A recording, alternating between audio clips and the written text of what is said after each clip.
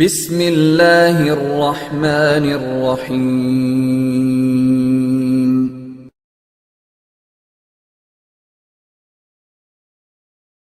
ওয়ালাইকুম আসসালাম ওয়া রাহমাতুল্লাহি ওয়া বারাকাতুহু। আমাদের এক ভাই জানতে চেয়েছেন যে মহিলাদের যে মানে সাদা স্রাব কিছু বের হয়, এটাতে কি তার গোসল ফরজ হবে?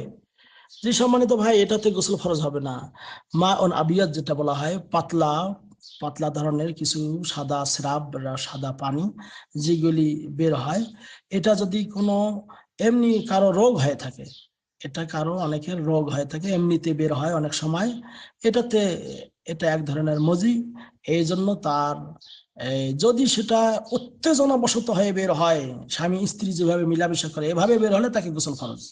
আর যদি এভাবে না বের হয়, বেলা শাহওয়া, হ্যাঁ, এমনিতেই তার একটা রোগ এরকম করে হয়, তাহলে তাতে ইনশাআল্লাহ কোনো সমস্যা নেই। শুধু লজ্জাস্থানটা ধৌত করে নেবে এবং সে উজু করে নামাজ পড়বে। আর যদি কোনো কাপড়ে লেগে থাকে, এই কাপড়টায় ধুয়ে নিলে যথেষ্ট। সহিহ বুখারী মুসলিমে হাদিস এসেছে যে আলী রাদিয়াল্লাহু তাআলা আনহু তিনি বলেন, কুনতু রাজুলান মাযযাআন, আমার এরকম পাতলা পানি বের হতো। ওয়া কুনতু আস্তাহি আন আসআলান নাবিয়্য সাল্লাল্লাহু আলাইহি ওয়াসাল্লাম লিমাকানাতি ইবনাতিহি, আর আমি নবী করিম সাল্লাল্লাহু আলাইহি ওয়াসাল্লামকে এই বিষয়ে জিজ্ঞেস করতে লজ্জা করতাম, কারণ তার মেয়ে আমার কাছে, অর্থাৎ আমি নবীর জামাই। ফাআমারতুল মিকদাদ ইবনুল আসওয়াদ, আমি মিকদাদ বিন আসওয়াদকে আদেশ করলাম যে তুমি এই বিষয়টা আল্লাহ নবীকে জিজ্ঞেস করো। ফাসআলাহু, তিনি আল্লাহ নবীকে জিজ্ঞেস করলেন। ফাকাল, আল্লাহ নবী বললেন, ইয়াগসিল যাকারাহু ওয়া ইয়াতাওয়াদ্দা, লজ্জাস্থান ধুয়ে নেবে এবং উযু করবে। লজ্জাস্থান ধুয়ে নিয়ে উযু করলে যথেষ্ট।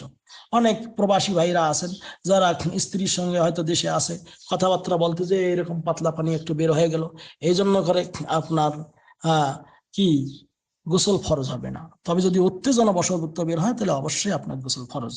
অনুরূপ ভাবে যেই নারীর সঙ্গে কথা বলেন সেই নারীরও যদি এরকম কিছু বের হলো, তাতে কোনো সমস্যা হবে না, গোসল ফরজ নয়, এটা উজু করলেই যথেষ্ট। লজ্জাস্থান দেবেন আর আপনার কাপড়ের যে জায়গায় লাগবে ওই জায়গাটুকু ধুয়ে নিলেই যথেষ্ট। হাযা আল্লাহু আ'লাম বিস-সাওয়াব। সাল্লাল্লাহু আলা নবিয়িনা মুহাম্মদ। আসসালামু আলাইকুম ওয়া রাহমাতুল্লাহ।